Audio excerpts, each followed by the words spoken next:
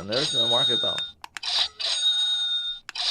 Today, unfortunately, we have more FUD, more rate hikes may be coming. Let's talk about it, and let's talk about this pending debt ceiling catastrophe and how Bitcoin solves it all. As for Bitcoin, there is something that's actually going to cause massive, massive buying pressure.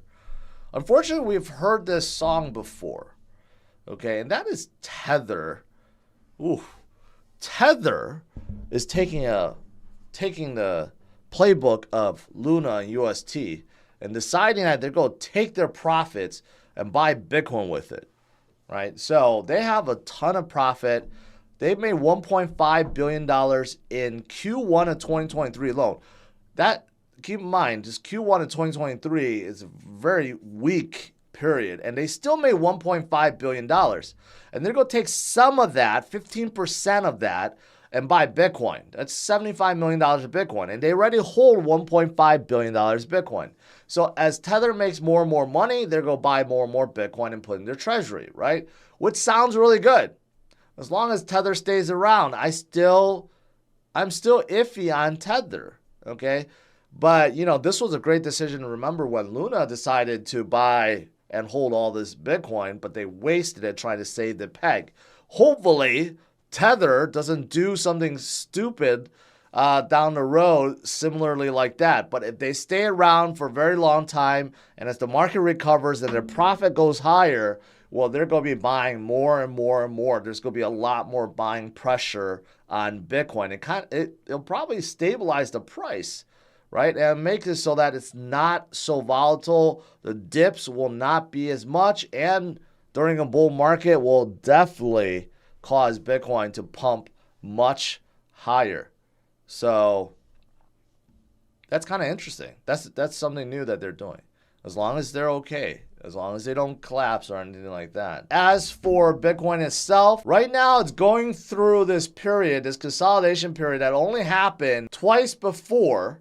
And after it happened, Bitcoin saw some good movement. Well, not really. Sometimes not. So volatility is really, really low right now, okay? And whenever you have volatility really low and Bitcoin's range is within like a small amount, that's usually an indication that something big is about to happen, right? So we're kind of right there. Like we know that Bitcoin's price volatility has basically leveled out. We're stuck right around this 27,000. Something big is about to happen. Well, if you're looking at a chart like this, look at the green, breakout plus retest every single time before we go on a powerful bull run.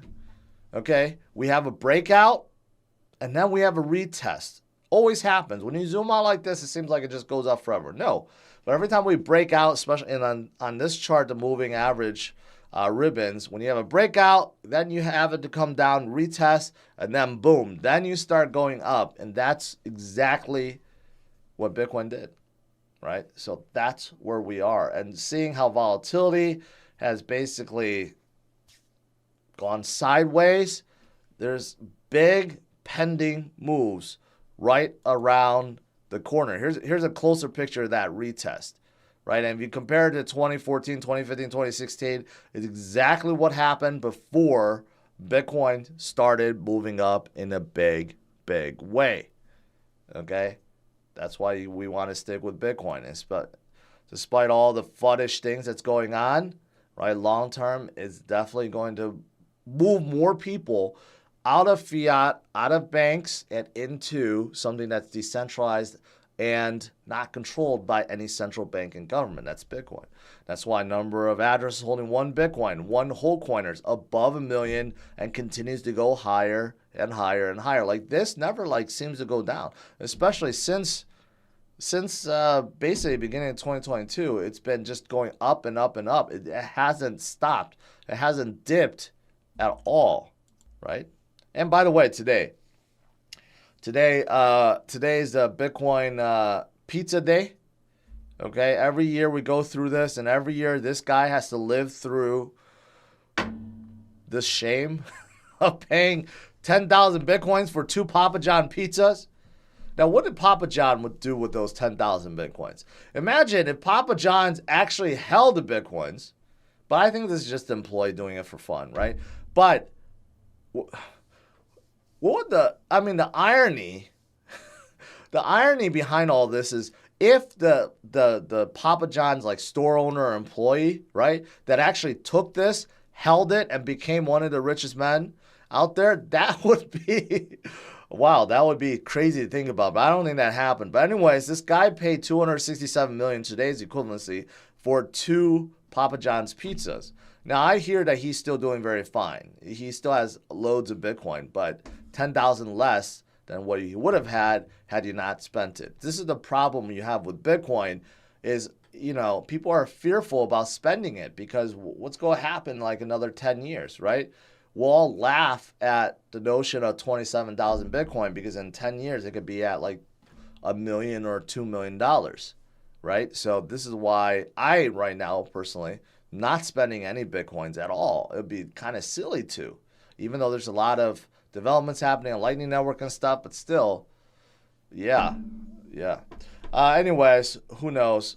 Who knows what the person did after accepting the 10,000 Bitcoins? That would be wild if he threw it onto a hardware wallet and just like left it there. You know, that would be absolutely crazy. A couple exchange news, not good ones. Malaysia says Huobi isn't registered, must cease operation. But I also argue since Huobi is now controlled by Justin Sun, everyone should get out anyways. Can't trust that guy, okay? Whatever he touches burns.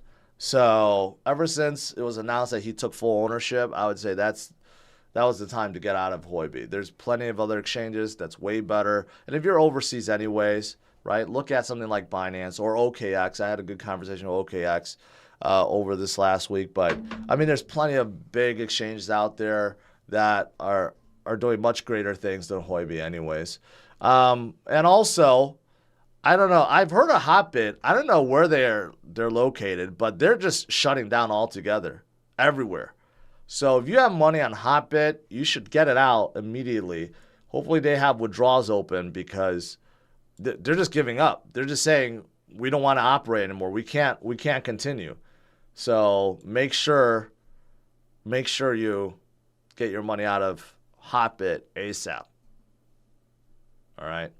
And then lastly, Gemini's complained that DCG missed a $630 million payment. So that's no good. This is part of the Genesis debt that I guess DCG was going to pay, but decided not to. Have anyone heard from Barry Silbert anymore? Because he used to be like Do Kwon, where he was real cocky on Twitter, right? And then now, I don't think anyone has heard from him ever since Genesis went under. See, this is the problem when you have cocky young leaders that they think they're on top of the world, and then they start tweeting all this shit on Twitter, and then, you know, the shame comes back on them when something like this happens, right? So I never liked how he was acting on Twitter, just like Do Kwon. A lot of these guys just like way too cockish.